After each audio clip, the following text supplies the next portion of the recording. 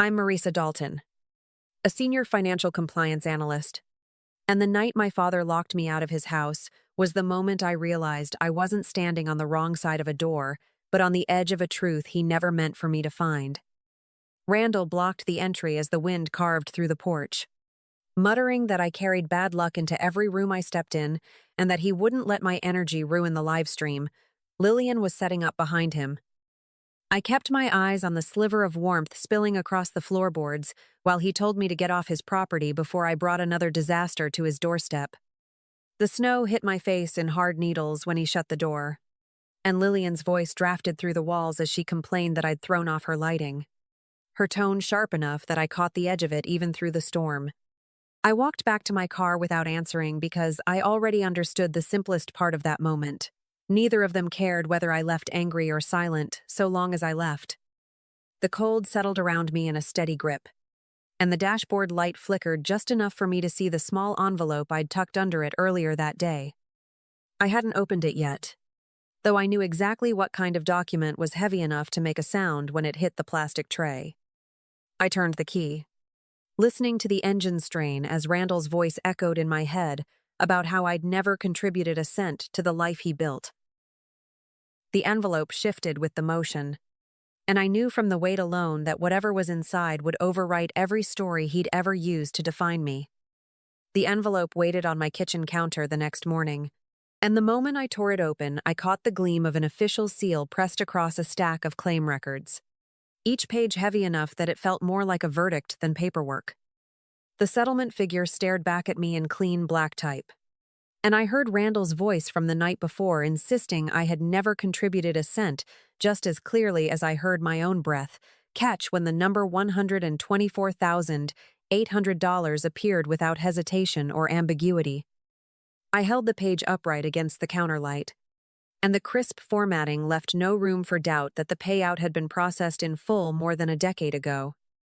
I reached for my phone because some part of me wanted to hear Deborah confirm what the document showed, and her voice drafted through the speaker with a cautious softness as she claimed memory could blur when people were under stress.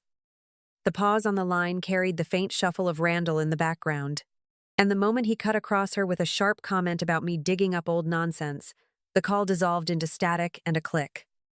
The screen dimmed in my hand, and the silence that followed was anchored by the unmistakable certainty of the settlement code in front of me. I returned to the table and mapped the dates against the timeline I knew by heart, and the alignment was so precise it left no space for misinterpretation.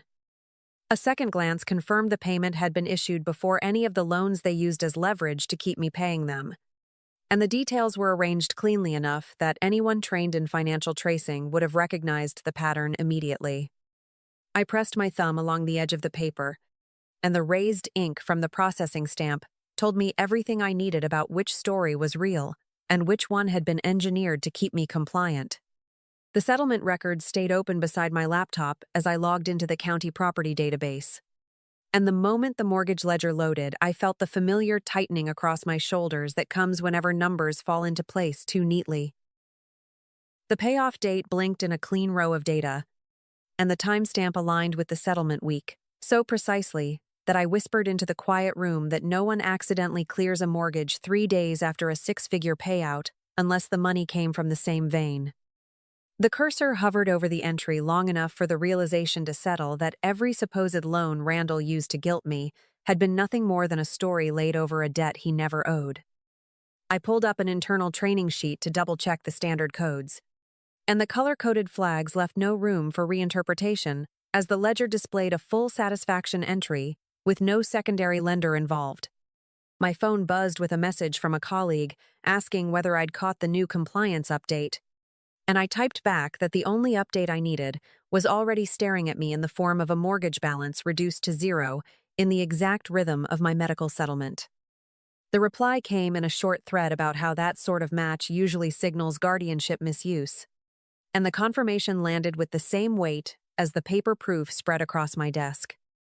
The room felt smaller as I stacked the documents side by side, and the symmetry between the numbers pulled the last thread of disbelief out from under me. Every digit on the page reflected a choice they made without hesitation.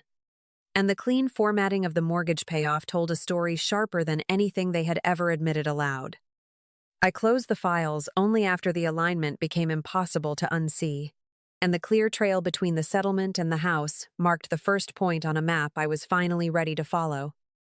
I carried the folder to Colorado the next morning, and when Dr. Corinne Maddox scanned the settlement sheet against the mortgage payoff, she asked how long I'd known. The numbers matched with a precision that usually points straight to guardianship misuse. I leaned forward as she traced the timestamp with one finger and remarked that this kind of alignment doesn't happen without intent. Then she studied my face and wondered aloud whether I understood that, under constructive trust doctrine, the property tied to those funds would legally trace back to me. The room settled into a tight stillness as she closed the folder and noted that evidence this clean tends to collapse whatever story was built to hide it. I asked whether the affidavit process could be executed here, and she replied that Colorado jurisdiction allows verification of historical financial stewardship so long as the parties sign in front of an authorized witness, adding that some people reveal more than they plan to when they're chasing a perceived bonus. I told her Randall would never walk into a courtroom willingly, and she mentioned that he wouldn't need to if he believed he was showing up to validate his own responsibility, her tone carrying the calm certainty of someone who has seen greed do most of the work. The fluorescent lights hummed above us as she placed the folder back in my hands and remarked that anyone who used a minor's settlement to pay off a mortgage rarely reads the fine print before claiming credit for their sacrifice. I stepped into the hallway with the document weight pressing against my palm, and the measured cadence of her words replayed with the same clarity as the matching figures in the records. The air felt thinner as I walked toward the exit, and the outline of a plan formed with each step I took away from her office. The plan took shape the moment I realized greed had always been the one language Randall responded to. So when I called him from the parking lot outside the center, I let my voice falter as I explained that a rehabilitation grant worth $280,000 needed proof. My original guardians had demonstrated responsible financial stewardship. He cut in with a sharp breath at the number, and I let the pause hang before adding that the committee also awarded a $5,000 fiduciary bonus directly to the guardians, a detail that drew Lillian's voice into the background as she wondered whether the bonus would be issued under their names. The air pressed tight against my ear as I mentioned that all they had to do was sign a brief affidavit in Colorado to confirm they'd managed my past funds honorably. And the sudden shift in his tone made it clear the bait had landed exactly where it needed to. I stayed quiet long enough for Deborah to ask whether the signing required any courtroom appearance, and I answered that it was nothing more than a witnessed verification at the investigative center, phrasing it gently enough that I heard Randall whisper something about how easy it would be. Lillian chimed in with a comment about rearranging her schedule if the bonus was guaranteed, and the faint clatter of her tapping a surface made it obvious she was already envisioning what that money could cover. The conversation circled around their shared certainty that responsibility would finally be acknowledged, and I kept my responses measured while the details unfolded exactly as anticipated. I ended the call with their agreement set for later that week, and the quiet afterward carried the same clean precision as the matching timestamps in my folder. The trap was built from their own expectations, and the next steps would only require me to stand still while they walked directly into it. They arrived in Colorado dressed, like they were stepping into a ceremony rather than a verification meeting, and Randall opened with a bright comment about how glad he was to support my recovery when the staff ushered us into the glass-walled conference room. Deborah followed with a gentle remark about always doing what was best for family, and Lillian hovered near the table while adjusting her phone screen as though the lighting in the room needed her approval. I set the folder on the table without reacting, and the faint rustle that followed was the only sound before Dr. Maddox asked whether they were ready to confirm the accuracy of their past financial management. Randall leaned forward with a confident nod and mentioned that caring for me had required sacrifices they rarely discussed, and he lifted the pen with a flourish when the affidavit was placed within reach. Deborah murmured that they had handled every penny responsibly, adding that stability had always been their priority, which drew a small hum of agreement from Lillian as she pointed out that reliability was something not everyone understood.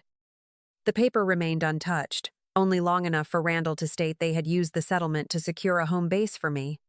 And once he signed his name in a sweeping arc, the room settled into a quiet that didn't belong to them anymore. Deborah reached for the pen next and voiced that families show love through action, a line she delivered while glancing at the face-down check on the table, as though the bonus were already hers. Lillian adjusted her sleeve and mentioned that the committee must value responsible parents if they were offering financial recognition at this level. And the rhythm of her tapping against the chair suggested she thought the check might arrive sooner than promised. When the final signature connected with the page, Dr. Maddox lifted the affidavit and asked whether they understood that they had affirmed, under penalty of perjury, that the settlement had been applied directly to the mortgage. The shift in Randall's expression came slowly, and the silence that followed was sharp enough to feel across the table. I opened the second document and remarked that constructive trust law doesn't leave much room for interpretation when a minor's funds are used to acquire or pay off real property. And the line I read aloud noted that ownership reverts back to the beneficiary once the misuse is confirmed. Deborah's breath caught when Dr. Maddox explained that the signed affidavit was sufficient to initiate a notice to vacate for the Minnesota house. And the knock at the doorway signaled the arrival of the Denver sheriff, delivering the packet with their names printed clearly on the front.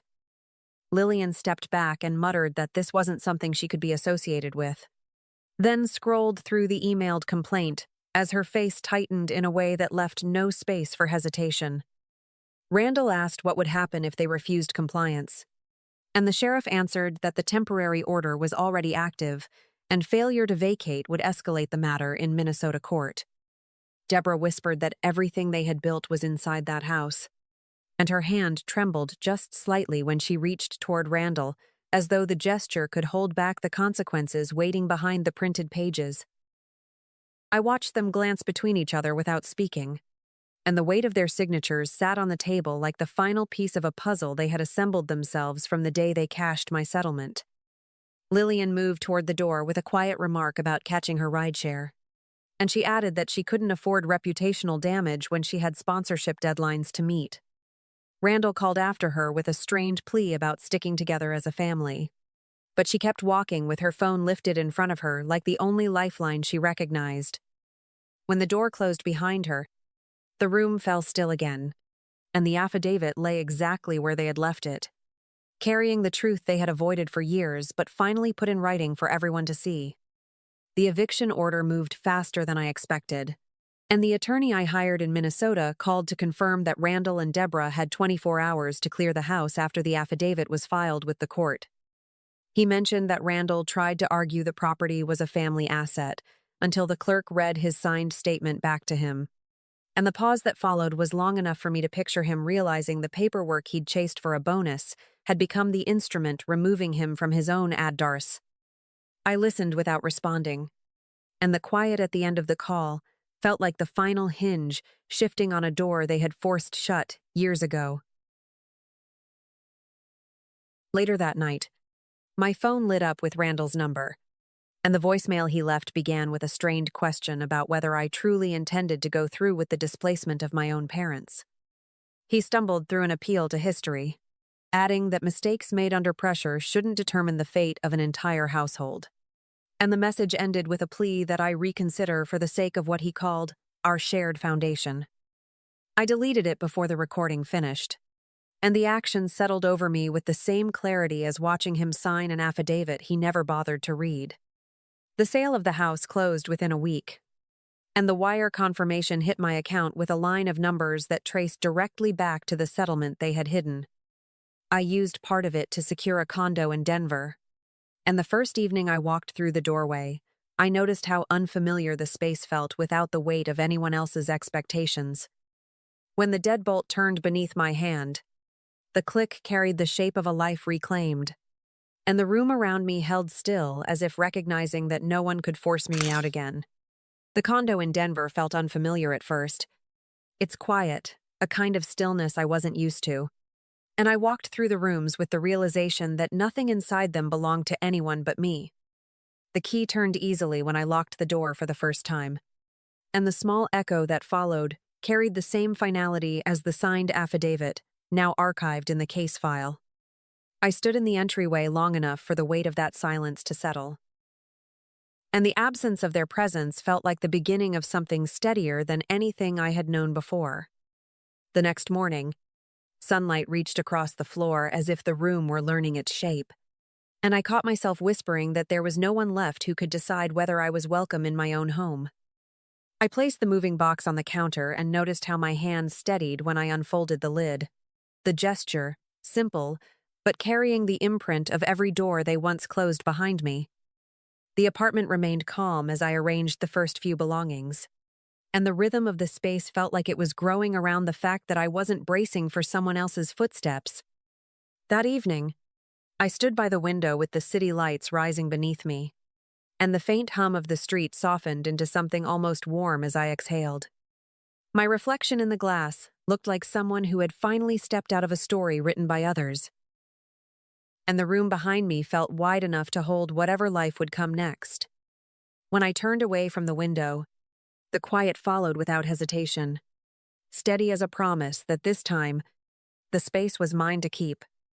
Thank you for staying with me through this journey, because sharing it feels a little like opening a door I once thought would never be mine to touch. If any part of my story echoes something in your own life, I hope you find the peace and steadiness you deserve. Stay connected, and I'll meet you in the next chapter.